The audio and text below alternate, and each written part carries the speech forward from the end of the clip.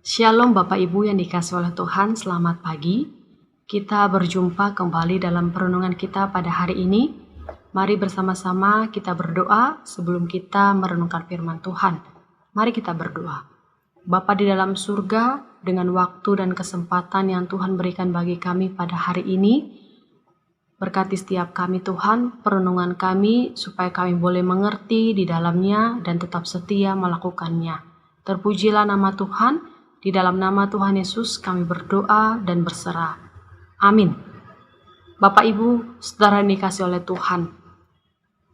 Mungkin setiap kita memiliki sosial media yang bernama Facebook. Kalau kita ingin menulis status di Facebook, ada tulisan di atasnya yang berkata, apa yang kamu pikirkan? Setiap apa yang kita pikirkan akan mempengaruhi perasaan kita saat itu. Apakah senang, sedih, marah, atau perasaan yang lainnya? Atau setiap kali apa yang kita pikirkan akan mempengaruhi pengambilan keputusan kita juga. Mari kita akan melihat dari kebenaran firman Tuhan yang terambil di dalam kitab Filipi 4 ayat 8 hingga ke 9. Demikianlah firman Tuhan. Jadi akhirnya, saudara-saudara, semua yang benar, semua yang mulia, semua yang adil, semua yang suci, semua yang manis, semua yang sedap didengar, semua yang disebut kebajikan dan patut dipuji, pikirkanlah semuanya itu. Dan apa yang telah kamu pelajari, dan apa yang telah kamu terima, dan apa yang telah kamu dengar, dan apa yang telah kamu lihat padaku, lakukanlah itu. Maka Allah sumber damai sejahtera akan menyertai kamu. Demikianlah pembacaan kita. Firman Tuhan ini dituliskan oleh Paulus kepada jemaat di Filipi. Paulus menasihatkan mereka semua untuk memikirkan semuanya itu. Di ayat yang ke-8 dan ke-9. Apa yang dipikirkan?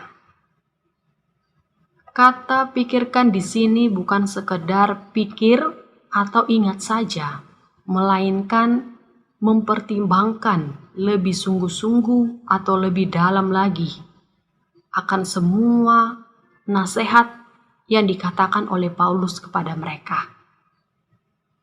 Apa yang Paulus inginkan bagi jemaat di Filipi dan bagi kita semua untuk kita pikirkan dalam hidup ini. Kita bisa lihat di ayat yang ke-8. Ada beberapa poin yang boleh kita lihat. Yang pertama, semua yang benar. Artinya, jangan hidup dalam kebohongan lagi, tetapi nyatakanlah kebenaran yang sesungguhnya. Sekarang banyak berita-berita hoaks yang boleh kita terima, yang menyebarkan berita-berita kebohongan kepada semua orang. Tetapi kita sebagai orang-orang percaya, sebagai miliknya Tuhan, mari kita nyatakan kebenaran. Jangan hidup lagi dalam kebohongan. Yang kedua, semua yang mulia. Semua hal-hal yang menunjukkan integritas kita. Kita dilihat dari kualitas moral kita, bukan dari kedudukan atau jabatan kita yang paling tinggi. Sehingga kita harus menunjukkan integritas yang benar, moral yang benar, karakter yang benar dalam hidup ini. Dan yang ketiga, semua yang adil. Artinya, hidup benar di hadapan Tuhan dan di hadapan manusia. Jangan jadi jemaat yang hanya rohani saja di dalam gereja, keluar dari gereja menjadi batu sandungan bagi orang lain.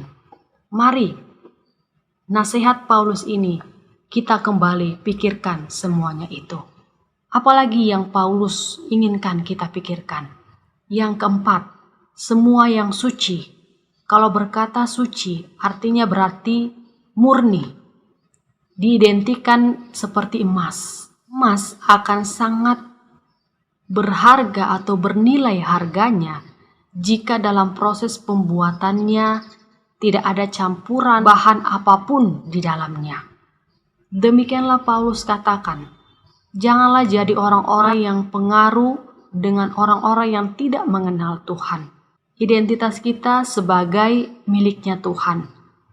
Jadi jangan sampai identitas itu terpengaruh dengan kebiasaan-kebiasaan buruk yang tidak mengenal Tuhan.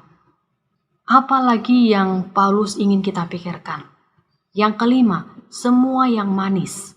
Artinya jadilah orang-orang yang disukai atau yang berdampak baik bagi orang lain. Yang keenam, semua yang disebut kebajikan yang patut dipuji. Artinya, milikilah reputasi atau nama yang baik, supaya semua orang mengingat kita sebagai orang yang baik, bukan dari kekayaan, jabatan, atau kedudukan, tetapi dari kehidupan kita yang tercermin memberkati banyak orang. Dari keenam poin ini, Paulus ingin kita pikirkan semuanya itu, mempertimbangkannya lebih sungguh-sungguh. Dan di ayat yang terakhir, di ayat yang 9, nasihat dari Paulus. Apa yang telah kamu dengar, apa yang telah kamu terima, semuanya itu lakukan. Artinya dalam beberapa poin yang boleh kita pelajari saat ini. Mari kita tidak hanya memikirkan itu saja, tetapi melakukannya dengan benar. Dengan semua yang Paulus berikan saat ini. Tuhan memberkati kita, memampukan kita melakukan semuanya ini, mempertimbangkan semua nasihat yang Paulus berikan ini untuk kita lakukan bersama-sama. Tuhan Yesus memberkati kita semua. Amin. Mari kita berdoa.